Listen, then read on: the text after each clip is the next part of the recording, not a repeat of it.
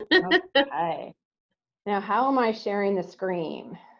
Do we need to do a screen share?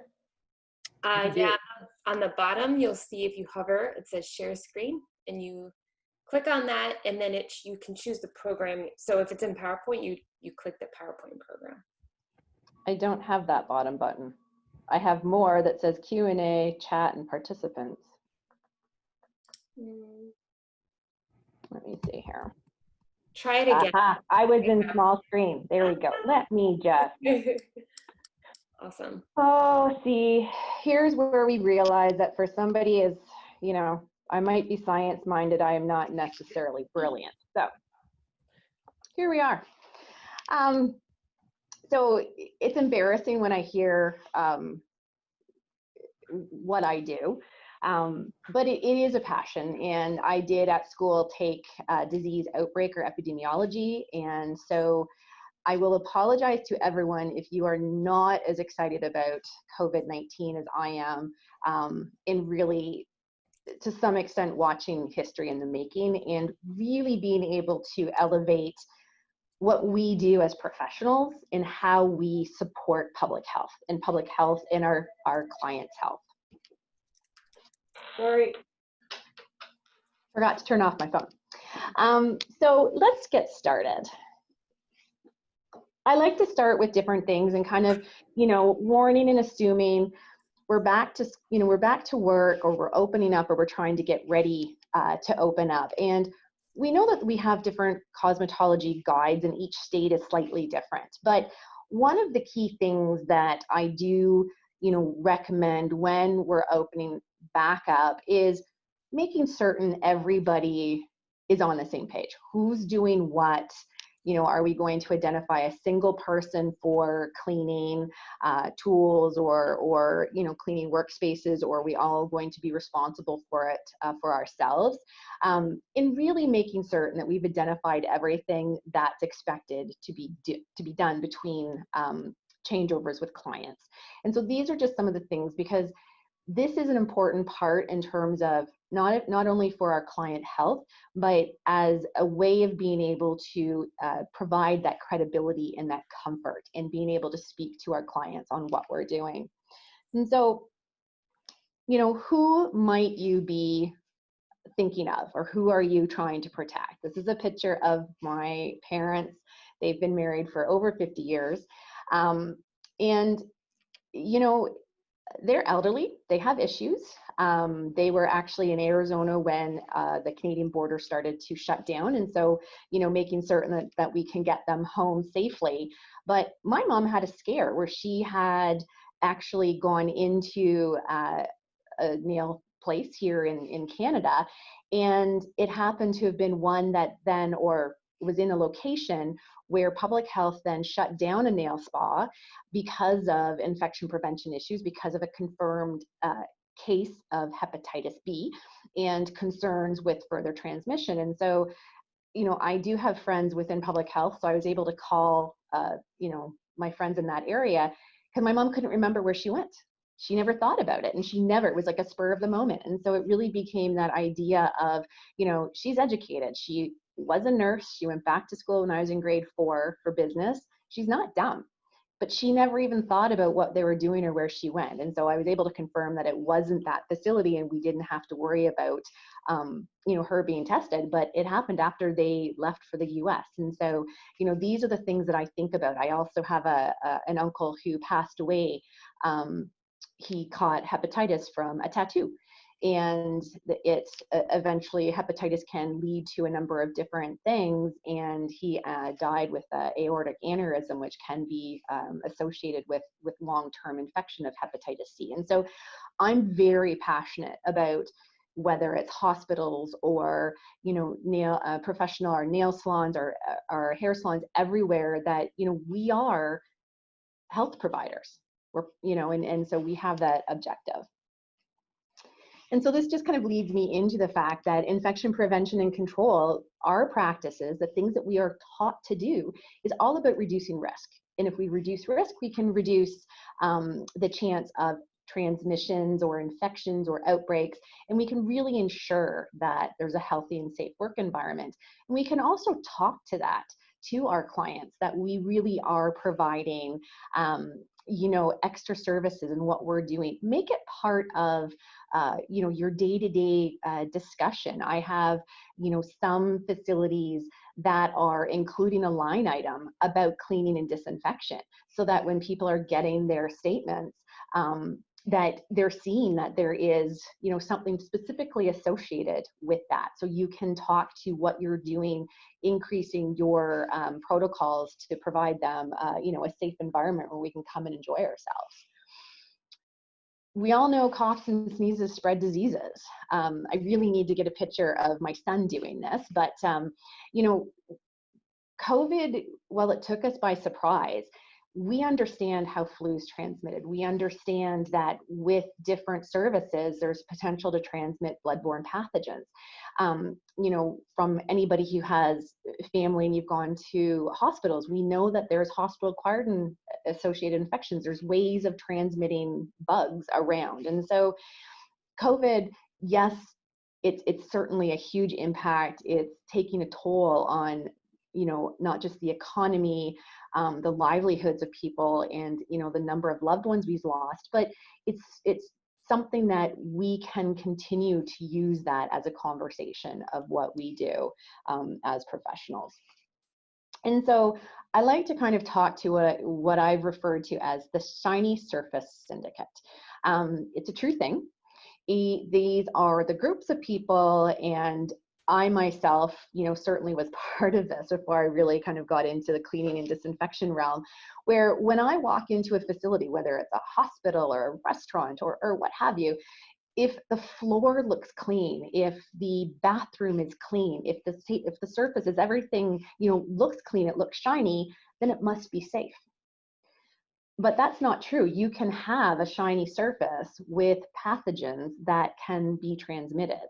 And so it's really taking that idea that shiny is not necessarily an indicator of cleanliness. And this is where I've kind of coined the term microvision.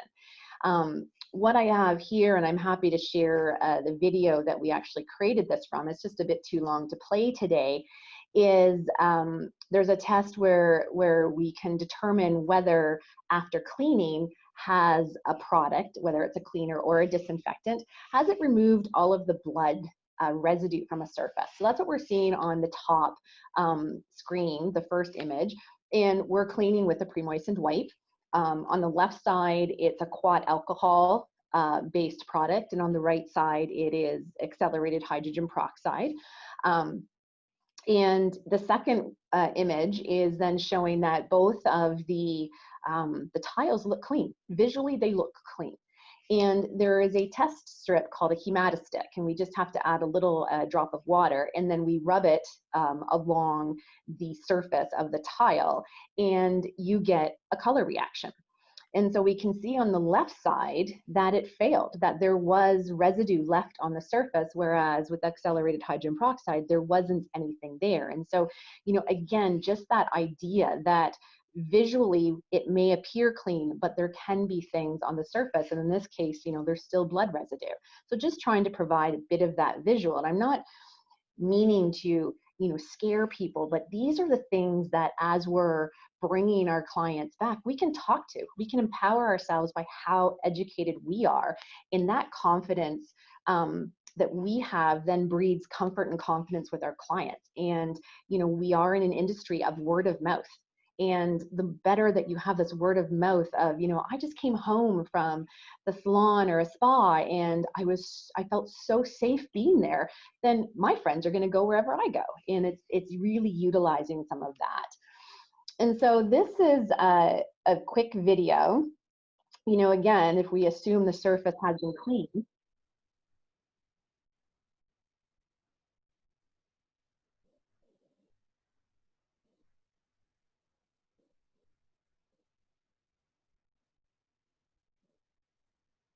we can't see bacteria. They're tiny, minute little things. You know, one quote that I saw, depending on the bacteria, there's about 5 million bacteria in a grain of sugar, you know, depending on the size that we're dealing with. So this is just, again, that added reason for wanting to clean and disinfect between clients, because if somebody leaves bacteria behind, it can just automatically replicate. And so if we're not cleaning, we're not disinfecting, then, you know, again, this leads to a potential transmission issue. And I like this visual, and I apologize maybe if some people, you know, don't particularly like Petri plates, but I find, you know, when we talk to things and we can't see things on surface, it's really difficult. So what I have here are 3 different Petri plates. The first one is just a swab, and it happened to have been a swab of a surface here at Virox. I won't say where, not my office, but, you know, there's a lot of bioburden, pathogen. I haven't, you know, validated. I know the black spot is likely fungi, but there's a lot of stuff there. The middle version is what happens where if we're just cleaning, we're just doing a quick kind of like wipe. And then the other, the image on the right where we're not seeing any population or any microbial growth, that's disinfection. So it is the importance of, just because we have wiped a surface or we've sprayed and wiped doesn't mean that we're truly disinfecting, and there can still be pathogens left behind. So again, you know, that idea that not all that glitters is clean, we could have pathogens left on the surface. And that's, you know, important for us to think about. Contact time is something that's also very important. And many of us don't necessarily understand what contact time is or read product labels. So contact time is the length of time that the surface has to stay wet in order to achieve disinfection in accordance with the product label. What we have here is a comparison between accelerated hydrogen peroxide, product A. Product B is a quaternary ammonium compound. And with alcohol, and what we're seeing is the product, when you have alcohol, it readily evaporates. So product B has a 3-minute contact time. It dries in about 23 seconds. If you're going to achieve the label claim, you're going to have to reapply to the surface 6 times. Whereas accelerated hydrogen peroxide has a 1-minute contact time. And so it's really understanding when you're choosing your products, what is that contact time?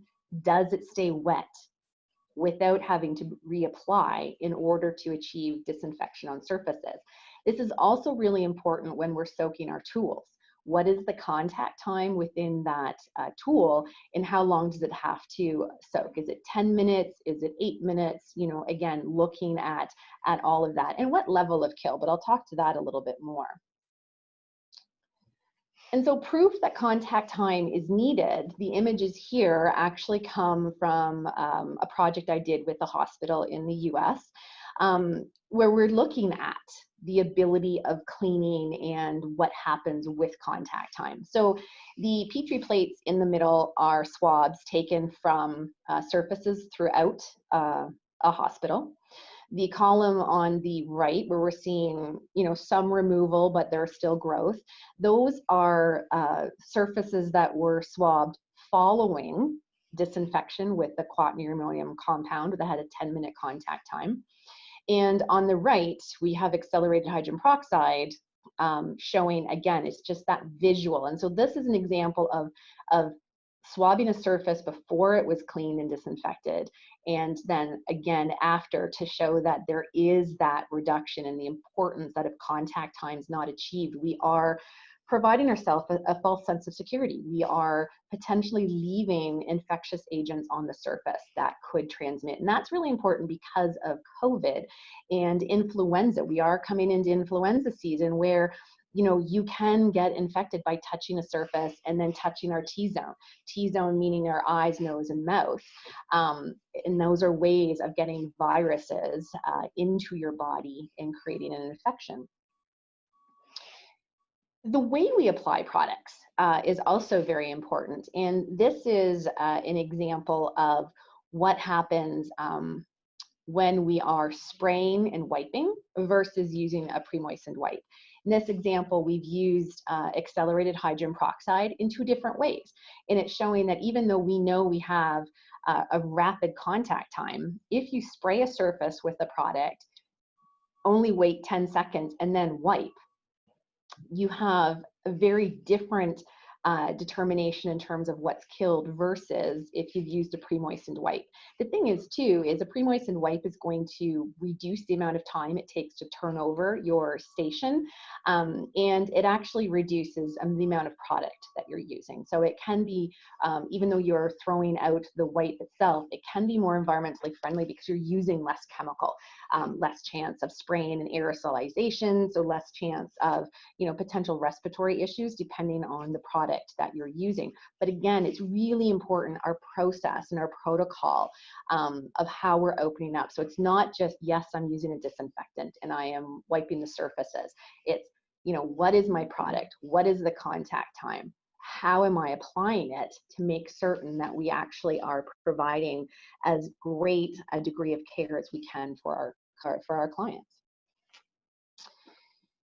There's also the idea of what we need to do from a perspective of the type of wipe that we're using. And so, you know, a pre-moistened wipe is different, where we're just going to, you know, pull, wipe, and toss, versus are we using a reusable cloth, something we can launder, or are we using just simple paper towel? Well, paper towel, I would recommend that we don't use unless you are measuring your contact time, because paper towel is simply going to absorb and it's not allowing. So if you spray and wipe with paper towel, there's no contact time occurring. The top is the melt-blown polypropylene, which is typically what you find within our pre-moistened wipes that people can purchase, not just ours, but many of the products on the market. And you see that it has a really nice, even distribution. And this is really important. If we don't get product to the surface, the disinfectant released and onto the surface, we're not going to achieve any sort of disinfection. When we look at the microfibers or the cotton terry cloth, well, then we can see that eventually as you move along the surface, it starts to deposit less product.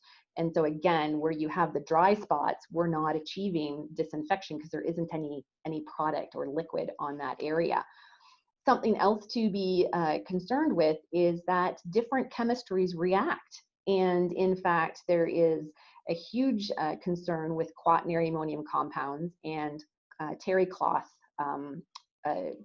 like our terry cloth face wash cloth that we use for cleaning, in that they actually absorb, or what we call cotton or quat binding. And that means that the active ingredient sticks to the cotton, but doesn't actually get onto the surface. And so again, there are some great videos to demonstrate that I'm happy to share if anybody is interested.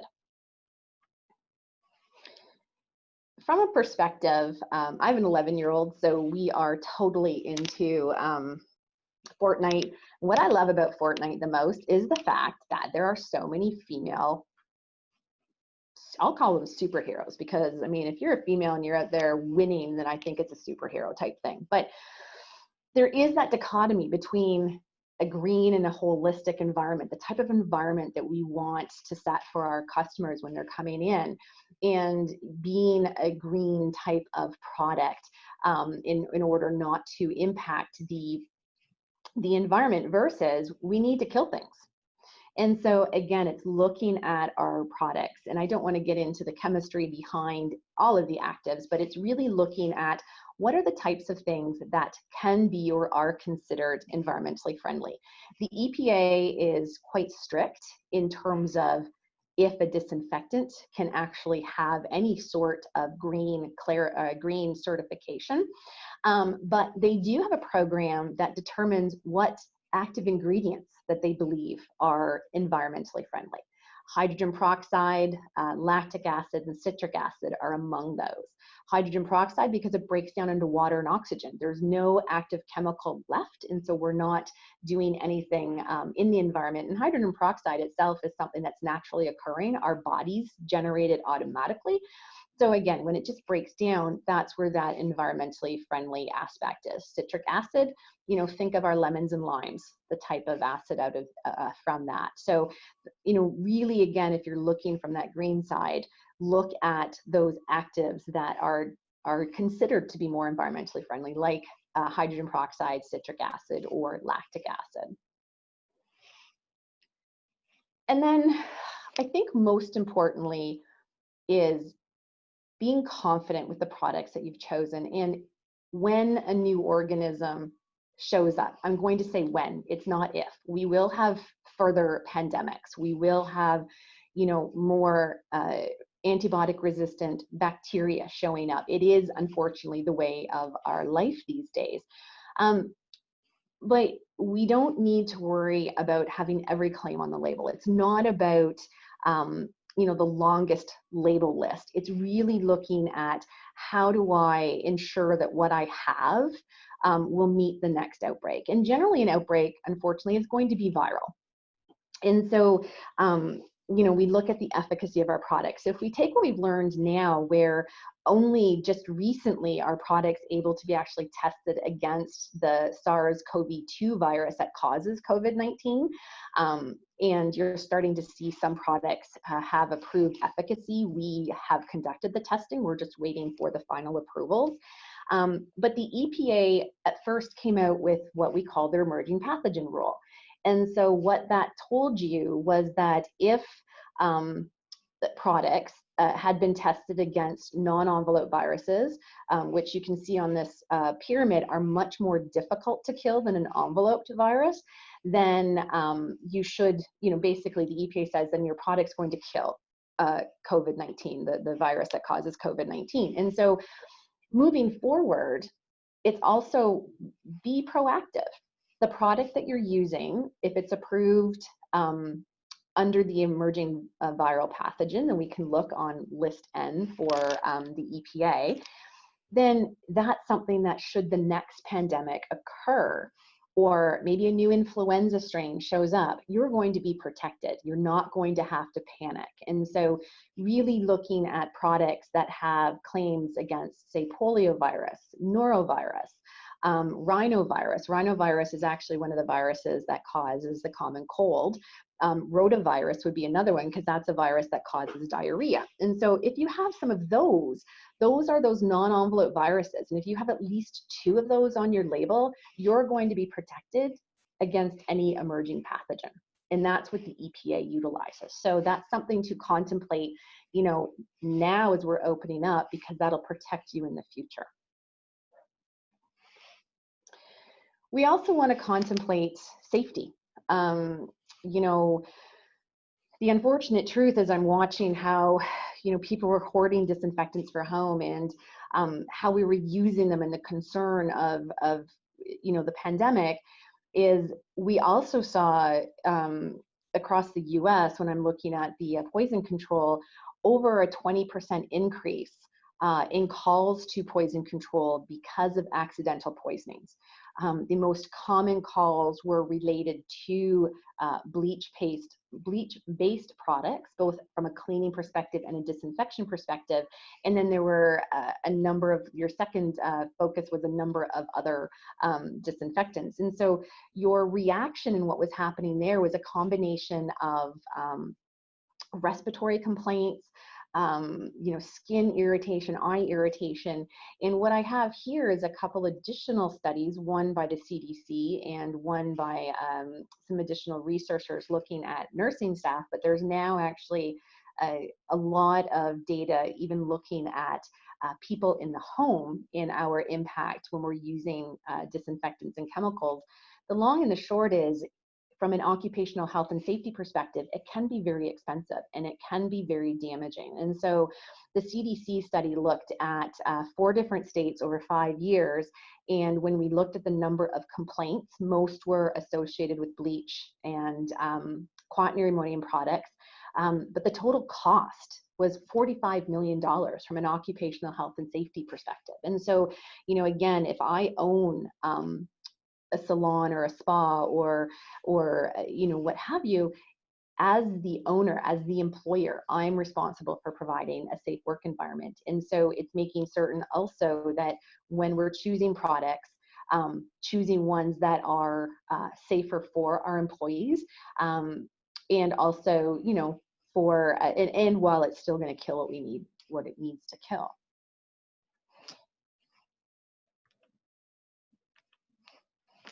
And so really it kind of, for me, boils down into what I call the P's of disinfection. And I'm not going to go through this in its entirety because it would be more than boring, but it's really looking at it's more than just say, hey, I'm going to go to Walmart or I'm going to go to Walgreen. It's looking at, our partners like GSN that are bringing in products that are specific for our markets and that have the ability to what I call marrying product with protocol. So we're looking at the safety of the product, the environmental stability of the product or sustainability of the product, the contact time, because time is money. And we also need to ensure that we're killing what we need to kill.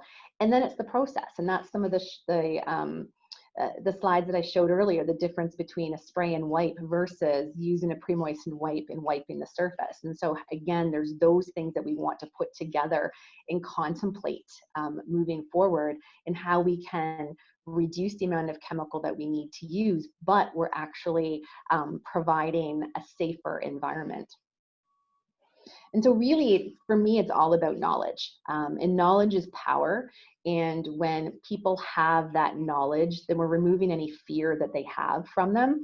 And so, I really recommend when your clients are calling to book their appointment, because there was some data I was actually reading, an article just put out through some of the more the janitorial areas, but they'd actually done a survey of end users. And 68% of those people surveyed said that, they will have more confidence in coming into a facility, any sort of store, that they are strict with their protocols, so that they are making people wear masks, that they have a hand hygiene station immediately when you walk in the door, that they're, educating you on what you're doing to improve their process. And 61% of those people also said that they would be more comfortable understanding that there was an enhanced cleaning and disinfection regimen going on. And so those are some of the things that, again, we can talk to. We can choose to meet our cosmetology guidelines, or we can choose to exceed them. So in this time and age, if you can exceed them, and you can let people know that you're doing that, and you're vocalizing, upon that order coming in to book an appointment, and say, hey, Nicole, I can't wait to have you back. It's been way too long. Some of the things that we are doing to make certain we're looking after your health is, we've gone to a disinfectant that kills really quickly. So we know that our surfaces are going to be disinfected. And we've changed how we're disinfecting and cleaning our tools or our implements, and we're now exceeding, what our cosmetology board for our particular state or municipality is telling us to do. So we're really trying to look at what we're doing for your safety. And just even talking about that at the beginning, you're starting to build that confidence, that comfort when your clients are coming back in. And so just to kind of tie up a little bit is, really from a product perspective, from Virox, we have the Rejuvenate line as well as Prevention HLD8. So the Rejuvenate ready-to-use spray and wipes are really what I'm recommending for surface disinfection because of the 1-minute contact time. So it is, with the wipes, it is that wipe and walk away or one and done. You will get your disinfection contact time achieved. And with the Prevention HLD8, it's a FDA registered disinfectant. So it is higher than what most states actually recommend. EPA regulates kind of typically more your surface disinfectants or lower level disinfection of tools, where the FDA registers high level disinfectants, things that are being used for surgical or medical equipment. And Prevention HLD8 is that. It actually is the same formulation that we see within hospitals and within endoscope clinics that's being used for disinfection of medical equipment and respiratory equipment. So you can increase your level without having to reduce anything from an occupational health and safety or environmental profile. It can be disposed down the drain. It's an 8-minute high-level disinfectant, and once you put it into your soaking tray, you can leave it there for 21 days. So it's very cost-effective from that perspective. if you haven't already, again, it's really highlighting, marketing yourself when, you know, your clients are coming back in. And some of the additional talking points you can have is, you know, have you taken a refresher course on infection prevention and cleaning and disinfection? And so we do have a certificate course. I know that there are, Milady has a certificate course as well, but, you know, refresh yourself. And if you have a certificate, post it, be proud of that. You know, you are taking that step to really be able to look at the health of your clients. And one of the things we're really excited is actually we're just launching a customizable protocol tool. It's just actually launching this week. And this is the first webinar that we've actually introduced it on. So we're really excited to be able to do that. And you can put your spa logo on it. It's built to allow you to choose, you know, what area, what room, treatment room, you know, the check-in counter. Is there an area for, you know, waiting room? All of that you can choose. We've tried to take as much thinking and guesswork away by, you know, putting all the different surfaces that you want to be cleaning and disinfecting. And once you've saved it, you can, you know, print it out. It now gives you a standard protocol. You're helping to choose your products as well. And you might get something. So this printout here that we have is, you know, it tells you, are you looking, this one's just an example of in a massage area, but what are those surfaces? What is the product that you're going to use?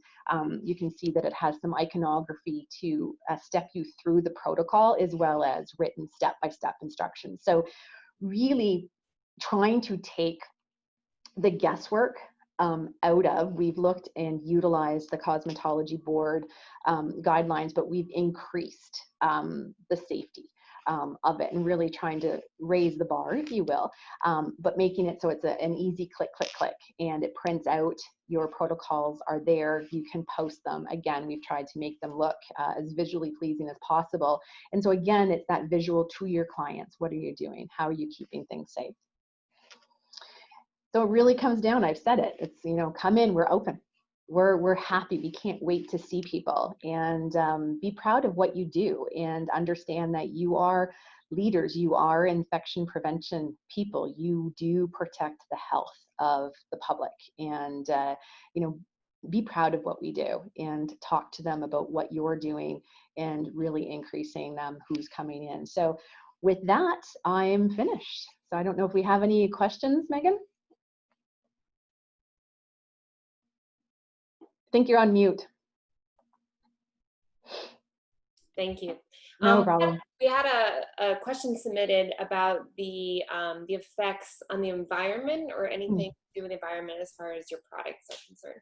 It's a great question. So one of the things that we've done as a company is really try to build technology around 4 different areas, and environmental responsibility is one of our key pillars. You know, we understand that we've always been an infection control company, and we understand that, you know, the use of chemicals is just increasing. So that's why we've chosen hydrogen peroxide as our active ingredient. It breaks down into water and oxygen, so it is environmentally friendly there. And any of the individual ingredients that we choose, our surfactants or detergents, we also look for the ability for them to be biodegradable, so that they're not bioaccumulative, meaning that they're going to persist in the environment and cause issues.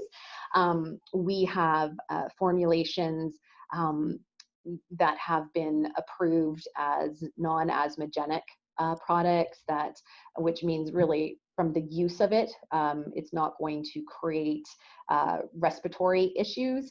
And we always look for the safety. So with the current ones we're seeing here, we don't have, there isn't really a program for us to do, but we are, as I said, we're looking at those programs and choosing. Everything for us is looking at environmental responsibility, so that we're not impacting the environment.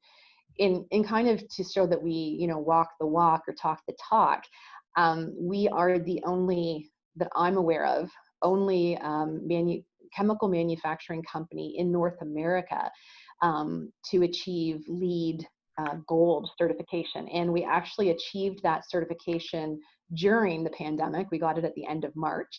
And it's not just our offices. That includes our production area as well. So we are very conscious of our water consumption, our energy consumption, and that also leads to everything we look at, from our bottles, our chemicals, everything. So we really are a holistic environmental focus here at Virox.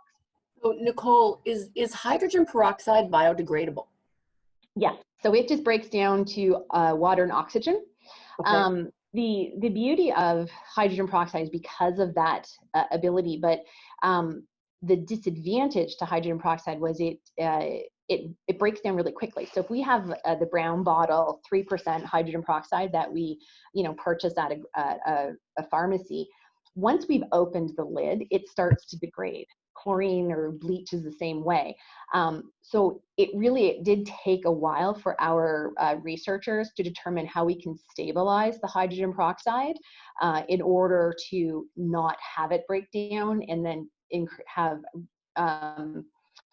make certain that we've had an improved efficacy as well as stability. So like for example, our shelf life is 3 minutes for the ready to use and the wipes. And are you guys paired with a fogger? I'm sorry? Do you guys work or pair with a fogger? A fogger? Yeah. Oh, that's a good question. We are not paired with a fogger. I have worked with areas that that utilize foggers.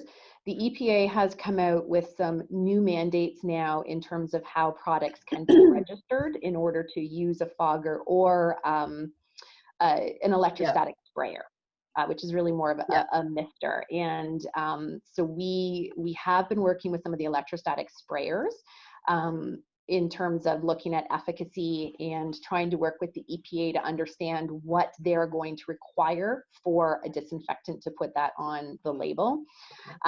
Similar with fogging. But the issue with fogging or electrostatic spraying is it does not remove the need to wipe or clean the surface. So with either of those applications, it's not that it replaces that physical wiping. You still need to actually use some sort of detergent or cleaner or disinfectant and wipe all the surfaces before you can apply either with a fogger or with an electrostatic sprayer. So if somebody's thinking they're looking at reducing time because we're just going to go in and set up a fogger, use a sprayer, and not do that cleaning, then you're not following label instructions, and we're not going to achieve disinfection. We do still need to wipe the surface. And so that's where, again, if you're using Rejuvenate and it's a 1 minute contact time and it's effective in the presence, unless we've got a vomit or, some sort of like